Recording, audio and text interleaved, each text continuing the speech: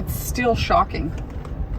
Like seeing it, like the shock of it hasn't gone away from me. It's really weird. It's not just you. Well, what's up, guys? It's Daniel from Arms Family Homestead, and it has been almost exactly 2 months since our little small town was hit and pretty much destroyed by an EF3 tornado. So I thought we'd come around, walk around, drive around, do a little tornado damage update video for you guys. I've been getting, I don't know, hundreds of requests. People want to know what the town looks like, how things are coming along, and well, it's a slow process. As you can see, some of our downtown buildings have not even been touched yet. That, once upon a time, that was a movie theater. Not in my lifetime, but it was called the Carousel Movie Theater years ago. There used to be a bakery long time ago, but that building on the corner was a winery the last 10 or so years, maybe a little longer than that. Some places have started doing some demolition. As you can see here where I'm at, this was a bromide trading company. Some friends of ours opened it. Oh, I don't know, maybe, well, I take that back. Some friends of ours bought it from some other friends of ours. Another family had, I say friends, people we know, we know everybody in a small town, but had opened up a store in here called Bromide Trading, and then they sold it. Anyways, this was Bromide Trading, and you can see they've done some demolition here, but next door everything still looks just like it did the day the tornado hit this building. So different owners than there. So it's a slow process, and each building, each owner, you know, it's up to them to get things straight with their insurance company and all of that. But it's a slow process. Now you will see there's a lot of bricks on pallets here. These are some of the bricks from the original buildings, and everyone's kind of been talking about what are they doing with the bricks. And I found out the other day that a lot of these are actually going out of state. My guess is someone came in and bought them, and they're going to build something else. You know, bought them off the current building owner, because I mean, a lot of that's just going to have to be torn down. It's all been condemned, so somebody's going to get some use out of some of the bricks at least. So let's go look around a little bit.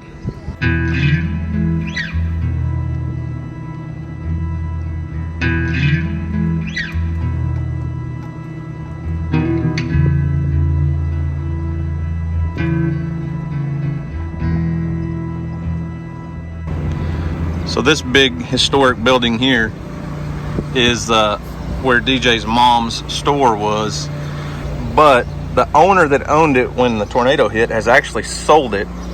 There was her store right there, Buffalo Hippie. But that owner actually sold the building since the tornado. Kind of crazy to me. Was that building actually condemned? I don't think it's been condemned yet. That one wasn't actually condemned yet, but no. As you can see, it's probably needs to be. Yes, and I think they've started like tearing it apart on the back side. Yeah, let's pull around the back and look at it. So this was the Chickasaw Nation built this Artesian Hotel. It's kind of like the golden gem of Sulphur, and that's what brings in all of our tourism. And it did not get hit by the tornado, and we were very lucky there.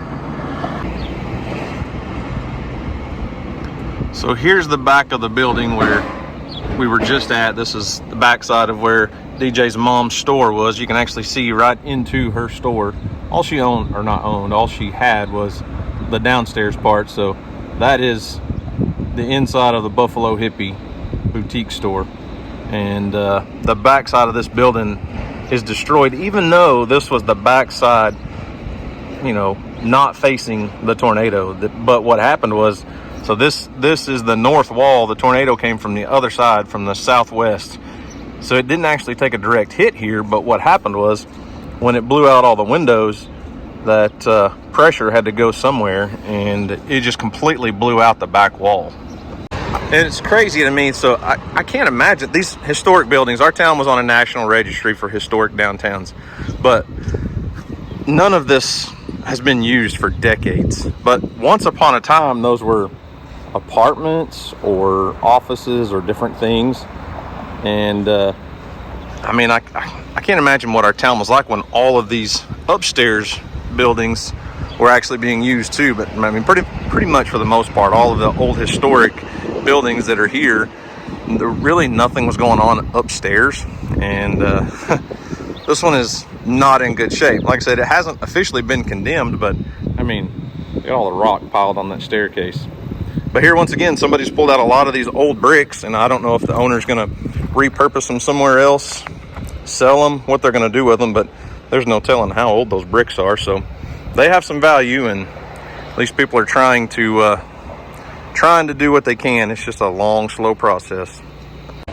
And I honestly have no idea what like each specific owner's gonna do. Everything with FEMA's gone through. I can't quote who got what as far as assistance from FEMA. A lot of folks were able to get like low interest loans through the SBA, the Small Business Association, and I know FEMA did help some folks, but I have no idea to what extent. But a building like this that's probably over 100 years old hasn't officially been condemned, but what do you do with it? Because you know the roof's not in any kind of good shape, and everything that was upstairs before probably should have been condemned before the tornado. And now look at it. I mean, I don't even know what you do with it other than tear it down and start over. But our downtown is like, you know, historic, and people want to save that because there's some really pretty buildings. So downtown's still in pretty rough shape, but there's a lot of progress that's been made, and a lot of it still looks abandoned because, well, it is. But some people are starting to make some progress.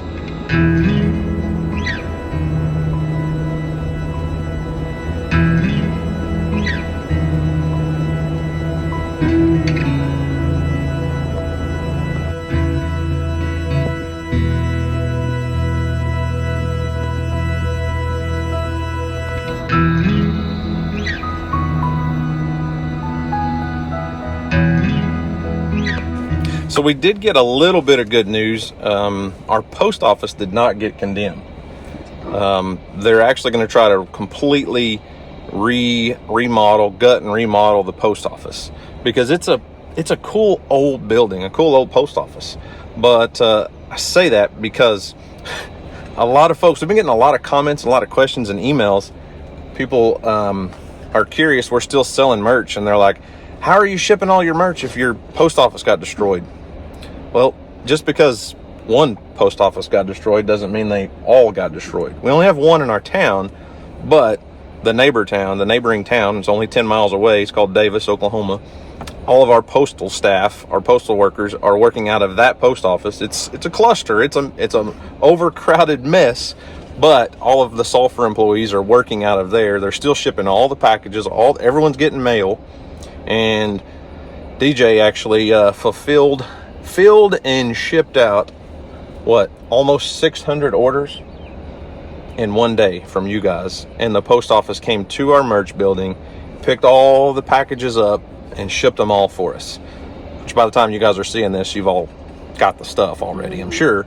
But just because our post office here looks like a mess and it got destroyed, doesn't mean we're not able to still ship out packages to you guys. So don't worry, if you order any hats or t-shirts or merch or mugs or whatever it is, we're still getting them shipped out to you guys in a very timely manner. And the post office is doing a great job of helping us out and helping out everybody. So don't worry, we're still getting it done.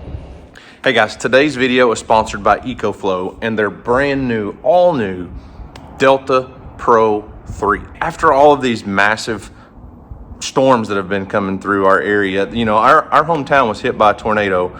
So many people, there were a lot of homes destroyed, but there were a lot of people whose homes weren't necessarily destroyed, but they were damaged greatly. And those folks were without power for some of them probably close to a week. So the Delta 3 Pro is a unit that you're going to be able, it's portable. It's not something that has to be just installed in your home permanently. It's a portable unit that you can use in multiple locations and take it outside to charge it if you want to hook it to solar power, whatever you want to do. But it's got a lot of power. This thing, It weighs in at like 113 pounds. So it's a big unit, but as you see, it has wheels, and I'll show you, it rolls around like a suitcase. Puts out like 4,000 watts of power. Now listen, I'm not a tech and spec kind of guy, but I'm gonna talk about this thing for a little bit, go over some details, and just give you some ideas, because after that tornado hit our hometown, so many people were without power. And when you drive around town, people were scrambling trying to find generators.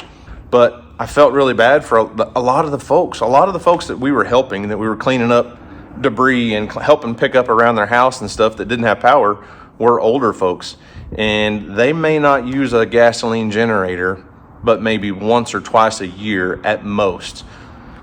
Guess what? Those carburetors gum up and things don't like to start. These portable solar generators, watch.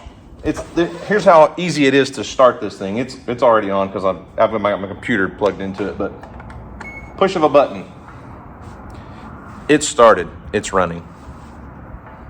Plug your stuff in and you're good to go. So as I said, this is the EcoFlow DELTA Pro 4,000 watts of power. You've got all of your standard, 110 plugs, 220 volt plugs over here, USB-C and just USB plugs there. But over here, if you have like an RV and you want to plug your RV in and not run a gasoline generator like most RVs have, 30 amp 220 plug right there for your RV.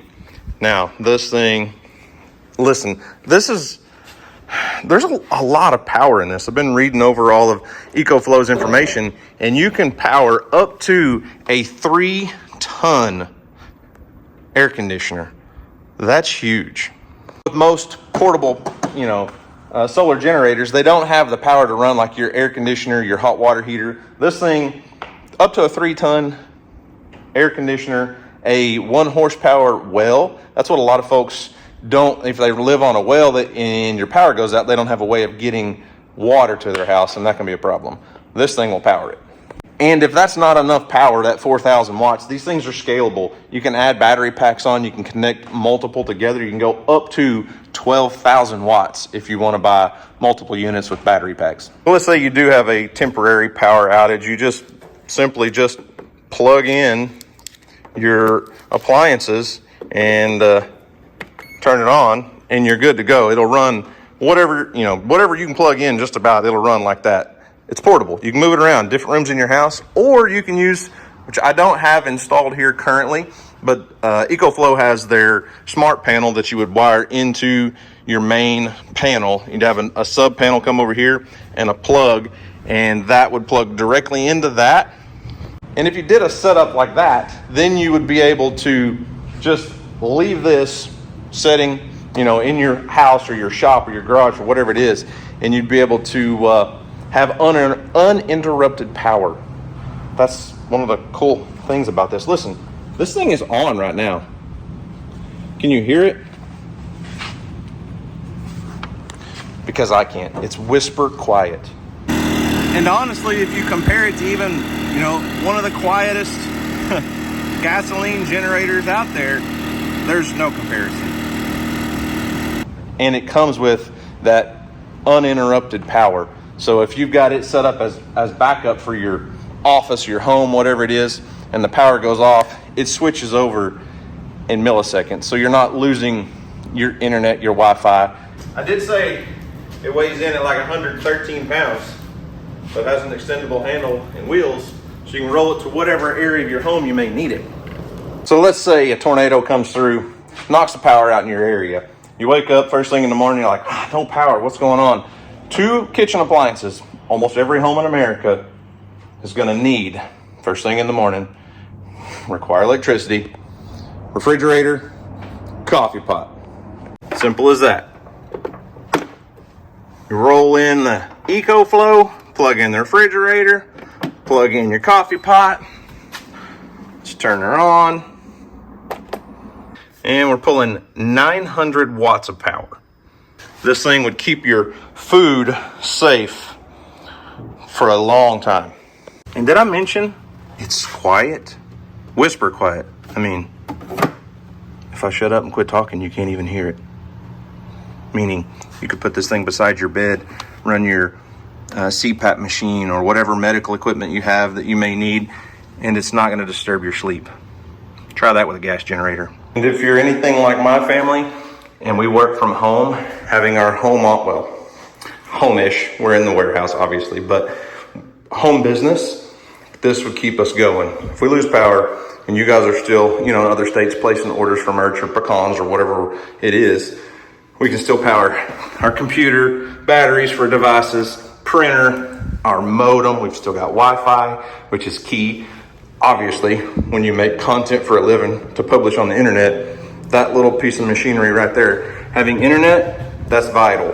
And with this, we would never lose internet.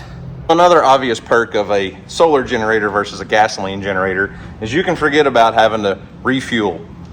Basically, no gasoline, unless you decide to charge it with your gas generator, which you could do. But simply plug it into the wall. There's so many different ways you can charge these things. Plug it into the wall. It'll charge on a 12-volt outlet, like a cigarette lighter plug in your car. Solar panels. It's portable. You just pull the little handle out, just like this. Lift it up on its wheels and roll it outside. Plug in some solar panels and let the power of the sun recharge this thing. Now, I did mention that this unit alone has up to 4,000 watts of power, but they also have their X-Boost, X-Fusion technology to where, meaning a lot of consumer appliances, like say a hairdryer, when you first turn on a hairdryer, it may spike up above that level. When you've got everything else plugged in, it can handle, I think it's up to like 8,000 watts of just instant power on, like a saw. If you turn on like a handheld saw, as soon as you hit that button, it's going to come on at full power. It's going to spike above 4,000 watts sometimes. So you can go up to like 8,000 watts for a temporary moment, and then it comes right back down, and this thing can handle that. And just like with any of the other EcoFlow products, they have a mobile app. You download the app, you can control, view everything you need to see. You can see how much power is going out, how much power is coming in. You can do everything through the mobile app. So if you're interested in the new EcoFlow DELTA Pro 3, be sure to head over to their website for some exclusive deals. They're going to save up to about $3,000. I'll leave all those offers and deals in the description box down below. Now, if you purchase an EcoFlow DELTA Pro 3 using my link in the description box and the code on the screen, you're going to get a free EcoFlow monitor. It's like a big touchscreen thing to help you monitor the whole system, how your power usage is going and doing, and in and out and all that stuff. And that offer is only valid between June 25th and July 23rd. So some areas are totally cleaned up and you would never know anything happened. There used to be 3 houses that sat right there, I believe. One of them was converted into a business, but there were 3 houses there. But then you look directly across the street and these apartments, I actually lived in one of those apartments when I was in college, but they have not been touched yet. They still look exactly like they did the day the tornado hit. Yeah. And I have no idea, what the status is with the owner and insurance and all the renters and how all that works, but they have not even began to tear it down. No. That one's definitely going to have to come completely down though. So that's kind of an update on the downtown area, the historic district of our town that really took a direct hit from the tornado. Some of the buildings are being torn down. Some of the folks have started cleaning up. Some have gone in and just cleaned everything out they can, and it's still standing in rubble. And some are making decisions on what they're going to do and what they're going to build. And anyways, I don't know. We'll go take a look at the residential area. I'm going to drive by where my buddy's liquor store was. Him and his wife owned the liquor store. You guys saw us there. That was kind of our home base for about a week and a half. We went in and helped them, and then just used their parking lot and parked our excavators and skid steers and all that stuff there. But it's a clean slate. And I don't know what their plan is. I did find out he ended up buying a lot behind him, and they're hoping to rebuild and maybe put in like a building that's got multiple businesses in it that they can lease out to other people that may not be able to rebuild, different, who knows. I don't know what their whole plan is yet, but they are talking about rebuilding at least.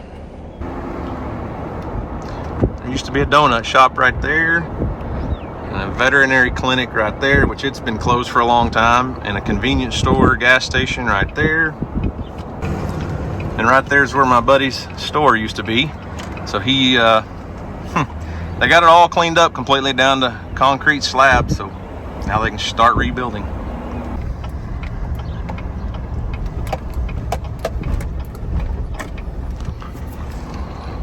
So over on the residential side of town, there's a lot of houses that have been torn down, a lot of rubble still piled up.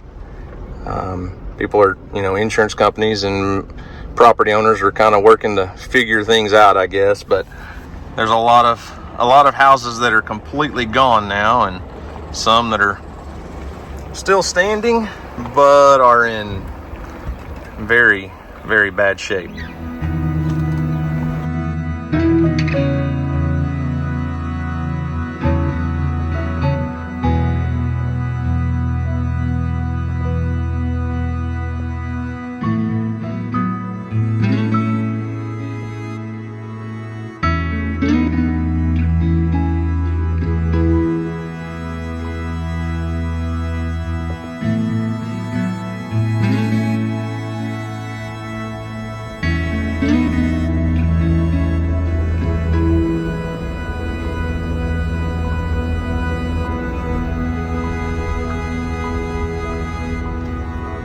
Still shocking.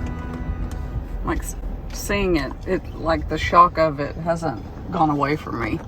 It's really weird. It's not just you.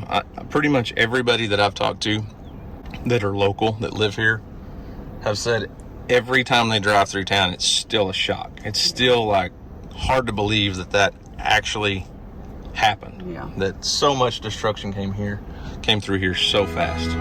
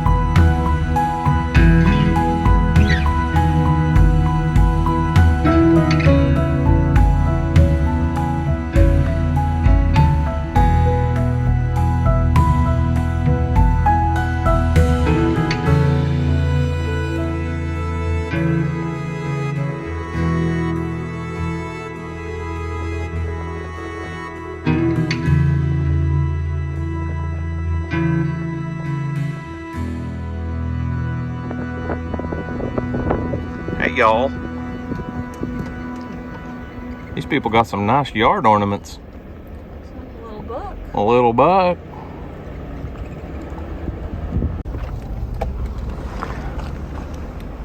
So you can tell some of the houses look like they did when we were in here working and doing everything, and then others have started putting in some work and cleaning up and doing and rebuilding, but not everybody's able to really come in here and do a whole lot other than just demolition, tearing stuff down. I mean, there's a lot of bare slabs just like that. That was somebody's home. That was somebody's life. It's completely gone now. There's another house there that's completely gone. The neighbors over there, their house got tore up pretty bad, but it's still standing, but I don't know if it's going to be salvageable or not. Then right across the street, very little damage. Can you imagine just if you lived in a house like that where, you had very little damage and then everybody right next to you completely gone? I mean, what do you do? What do you say? I don't know. I mean, be like some, what's that called? Some kind of guilt. What's it called? Survivor's guilt. Survivor's guilt. Yeah. I mean, there's a house right there, right here. I mean, they've got some damage. That house is in almost perfect condition, and then 2 or 3 homes right here completely destroyed. Yeah. So survivor's guilt is a real thing, and I bet you some of these folks are feeling that. Yeah. They're like, what about the people that had their house destroyed and their neighbor's house is in perfect shape, they're like, well, what did I do wrong? Yeah. You know?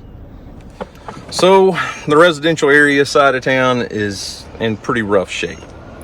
A lot of houses have been torn down, and as you can see, a lot of rubble is still just piled up. And I have no idea how long the cleanup's going to take. I have no idea what all's going on between the city and each property owner, since we're not up here every day involved in it.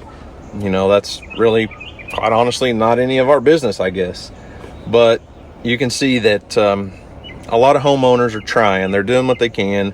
There's a lot of folks still living in houses that have tarped roofs and plywood over windows and just living in what they can. And it's a sad situation, but our town's still here. That's the main thing. Our folks are still here. It's a strong community, a lot of strong people. And there's some chatter about what it's going to take to rebuild. I mean, homes are homes. You're going to rebuild something. Somebody eventually is going to build a home on all these empty lots of some sort eventually, whether it's the original homeowner or they sell the empty lot and somebody else builds. But the downtown area, I really don't know what that's going to look like. And I know it's going to take years to ever get back to anywhere close to where it was. The amount of businesses that were completely lost, there was like 25 or 30 businesses that were directly impacted just in the downtown area. Some moved to other buildings, like some are, you have to, like our tag office and abstract office, they just found somewhere else in town and moved. But there's a lot of stores like DJ's mom's boutique store that she just hasn't. Well, there's nowhere to go. Right. I mean, there's only so many rental spaces. Yeah. And, DJ's mom's boutique store, I think, I don't know what she's going to do. I don't think she knows what she's going to do. Luckily, business owners like her are insured and they have all their inventory insured, and between insurance and, all the assistance, they have time to figure those things out. So I don't know how many businesses we lost that won't open back up, but it's quite a few. And the amount of lost tax revenue for our town and for our community and our whole county is devastating. And quite honestly, it's not just our county, but the county south of us is Carter County. They didn't get hit by a tornado, but just randomly, the Michelin tire plant has recently closed, and there's 400, 500, 600 people work there. It's shutting down. But the next county south, in Love County, a little small community called Marietta that's just north of Texas, it's like 14 miles from the Texas border, there was a tornado went through their community, and it hit a Dollar Tree warehouse.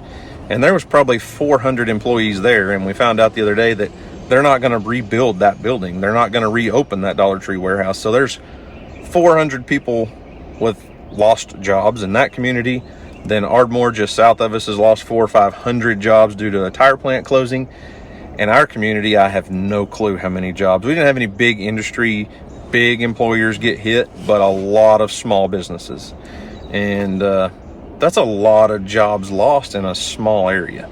And it's not just us. It's happened all around Oklahoma and Texas and Kansas and Arkansas. And these tornadoes are they're just devastating. It is just an act of God, a natural disaster, but they can just be devastating. And I have no clue how long it's going to take our town to recover, but it's going to take a long time. I mean, we're talking 5 to 10 years to fully recover, I think. But DJ was telling me about a program that the Chickasaw Nation is trying to do to raise like $6 million. Yeah, let me see if I can find it. I'm not exactly sure what all it entails. The Chickasaw Nation is a huge help to the entire community. The Chickasaw Nation encompasses about 7 counties, and they've got tons of businesses, lots of casinos and hotels and things, but that's where their revenue comes from. But they are trying to raise like $6 million. It said the Chickasaw Nation is launching a $6 million fundraising campaign to help rebuild downtown Sulphur, while also helping Marietta reopen its emergency room. So if they can raise $6 million, which the tribe has ways of raising money that nobody else in our community can do, they're going to try to raise money to help those business owners, because they want to try to put as much of the historic, you know, downtown back into somewhat of what it was, I think. And they're going to try to raise money to help those business owners and those property owners hire architects and engineers to actually figure out what can be done. Because some of them are completely destroyed. They've been condemned and they have to come down. But some, maybe just the front wall has been torn down and they've still got the side, you know, the sides of the building and the back wall, or vice versa. And they want to try to rebuild some of those back to at least what they looked like. They're not going to be nationally registered historic buildings, I don't figure, some of them. But if we can build it back better and prettier, it will entice people to come in with more businesses and more shops and stores and all the things. I mean, having that Artesian Hotel, I mean, guys, that Artesian Hotel it's owned by the Chickasaw Nation, as I said earlier.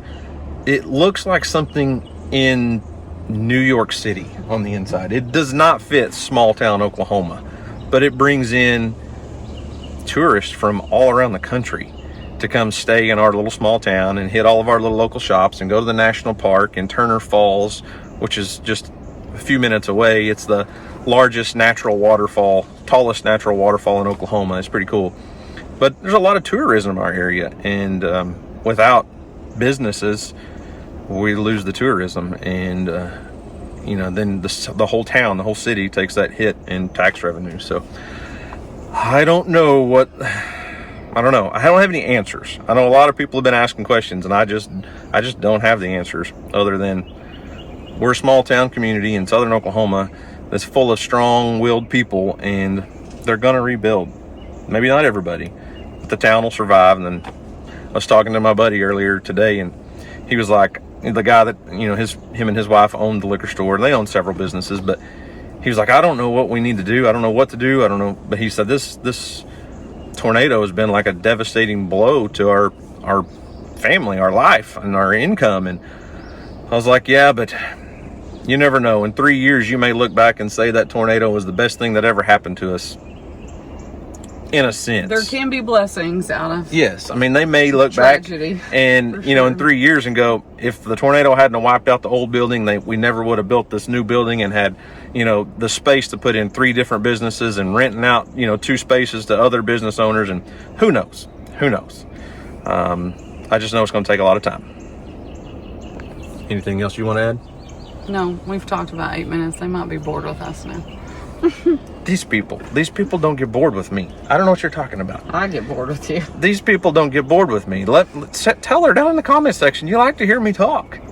They like to see you pet donkeys, and they like to hear me talk. Well, I don't see any donkeys. So. Yeah, well, we do have to go pick up a little donkey from baseball practice. I'm not going to call him the other word. No, I'm kidding. Houston's at baseball practice, so we're out killing time. But anyways, guys, there's your update on the Sulphur tornado disaster. Things are coming along very slowly. That's the only way I know to put it. So anyways, remember, do something today to make somebody smile. Can you remember, Houston, what it is? Because you just never know. What or who might change the world. Do something today to make somebody smile, because you never know. It just might change the world. Well, I was close. Yep. Need to watch more Cameraman Ron videos. He said it at the end of every one of his videos. I usually, like, we watch them at night. So. You're asleep before the end. Asleep. Yeah, okay. So remember, guys, thanks for watching. We love you. We appreciate all the support. We'll get there. So, guys, we'll see you on the next video.